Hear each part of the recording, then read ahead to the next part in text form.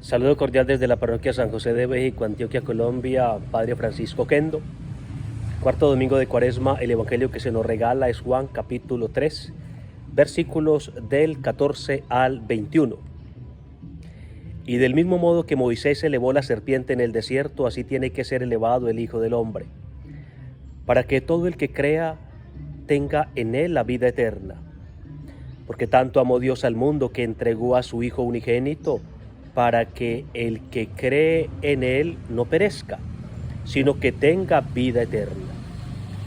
Porque Dios no ha enviado a su Hijo al mundo para juzgar al mundo, sino para que el mundo se salve por él. El que cree en él no es juzgado, pero el que no cree ya está juzgado porque no ha creído en el nombre del Hijo unigénito de Dios. Y el juicio consiste en que la luz vino al mundo, pero los hombres amaron más las tinieblas que la luz, porque sus obras eran malas. Pues todo el que obra el mal odia la luz y no se acerca a ella, para que nadie censure sus obras. Pero el que obra la verdad se acerca a la luz, para que quede de manifiesto que actúa como quiere Dios. Este es el paso hermoso que se nos regala. Miremos un poco el contexto. El contexto es el primer viaje de Jesús a Jerusalén, que se nos narra de Juan 2:13 a 3:36. En la ciudad santa, en las horas frescas de la noche, Jesús dialoga con un inquieto de Dios llamado Nicodemo. Diálogo que se lee en el capítulo 3, versículos 1 a 21. Una parte del evangelio en la que encontramos dos géneros literarios: el género literario del diálogo en la parte inicial, los primeros 12 versículos. En cambio, los últimos versículos del 13 al 21, que contienen el evangelio que meditamos hoy, pertenecen al género literario del monólogo. El Señor en un monólogo hace una presentación bellísima del amor de Dios. Precedentemente Jesús ha hablado a Nicodemo de la necesidad de nacer de nuevo, de nacer de lo alto por el Espíritu, es decir, gracias a la recepción del Espíritu de Cristo exaltado. Le ha dicho que lo que nace del Espíritu, es decir, tiene como característica la vitalidad dinámica y la dinamicidad vital. Propongo dividir este paso del Evangelio en dos partes. La primera, el anuncio del amor de Dios en Cristo, versículos del 14 al 18. Y la segunda, la respuesta del humano frente a esta propuesta del amor, versículos 19 y 20. Los invito a que miremos algunos detalles literarios que van a facilitar nuestra lectura y comprensión del texto escuchado. Concentremos la mirada en la bella presentación que el Evangelio hace de Cristo, a quien presenta como Hijo del Hombre en el versículo 14. Dos veces Jesús es presentado como unigénito de Dios, versículos 16 y 18. Es presentado como don del amor del Padre en el versículo 16. Es presentado como el enviado de Dios y el Salvador del mundo en el versículo 17. Y es presentado como la luz que viene al mundo en el versículo 19. También notemos la presencia de la palabra mundo, que se halla 5 veces. Versículo 16, 3 veces en el versículo 17 y una vez en el versículo 19. El mundo que es objeto del amor de Dios, versículo 16, que es destinatario del envío del Hijo y que es juzgable y salvable, versículo 17. El mundo que es a donde ha venido la luz, según el versículo 19. El mundo indica, por tanto, a toda la humanidad, tal como se concluye del versículo 19, donde la palabra mundo pues equivale a hombres, a humanidad. Llama también la atención la expresión vida eterna que se halla en dos ocasiones, versículos 15 y 16. En ambas aparece en posición enfática que resalta su importancia. En 2 veces se halla también el verbo amar, en griego agapao, pero con sentidos contrapuestos. Dios Padre ama a la humanidad, versículo 16, mientras que la humanidad ama más las tinieblas que la luz, o al menos aquella parte de la humanidad que se cierra a la fe. Pero el elemento literario más sobresaliente es la masiva presencia del verbo creer, que se halla 5 veces, en 5 versículos, 14 a 18. En 4 ocasiones se halla en participio presente, indicando una condición del ser, una característica definitoria del ser. En las 5 ocasiones, el objeto de este creer es siempre Jesucristo, el unigénito de Dios. Echémosle una mirada a la primera parte, el anuncio del amor de Dios. El Divino Maestro pues inicia hablando de una exaltación. El verbo exaltar se halla 2 veces en el versículo 14. Su exaltación se refiere tanto al hecho de ser levantado sobre la cruz como a su exaltación mediante la resurrección y la ascensión. La cruz pues no es una derrota, es un triunfo. La cruz no es una humillación, es una glorificación. Para ayudar a comprender los efectos de su exaltación, Jesús se sirve de una bella comparación.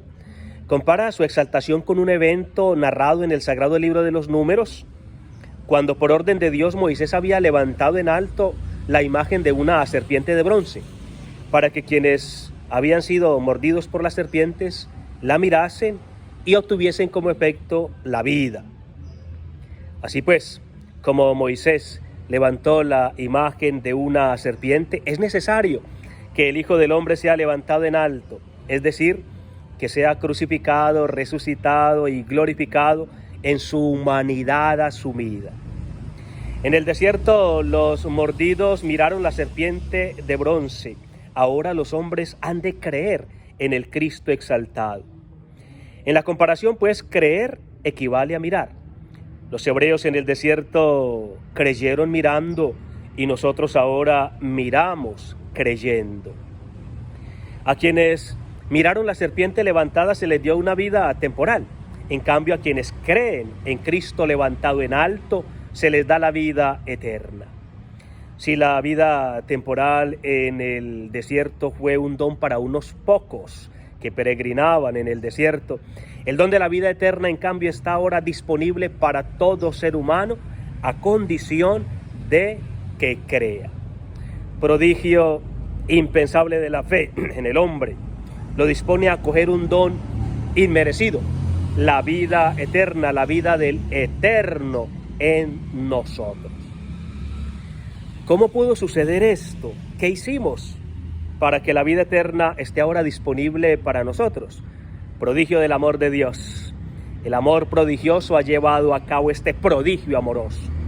Porque tanto amó Dios al mundo que dio a su Hijo único, para que todo el que crea en Él no perezca, sino que tenga vida eterna.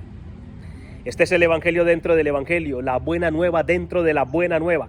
Es el querigma juaneo, el anuncio del amor tantísimo, el anuncio del amor que nos primerea y nos hermosea, el anuncio del amor intenso, extenso, inmenso, el anuncio del amor exagerado, ilimitado, inmaculado.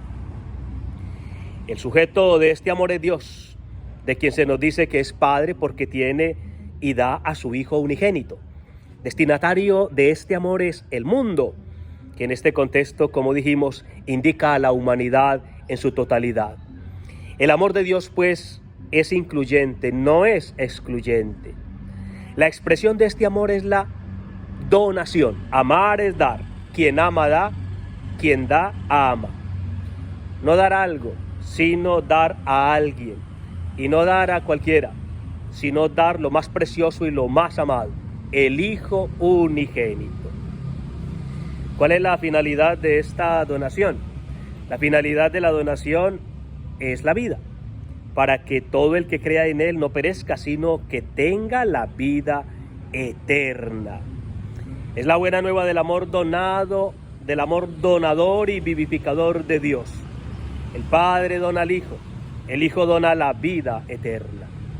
Lo único que hemos de hacer nosotros, seres humanos, es acoger este don vivificador y esta vida donada mediante la fe. La fe es dejarse amar, la fe es dejarse donar, la fe es dejarse salvar, la fe es dejarse vivificar, La fe es dejarse eternizar. La finalidad por la cual el Dios Padre envió a su Hijo es la salvación de la humanidad.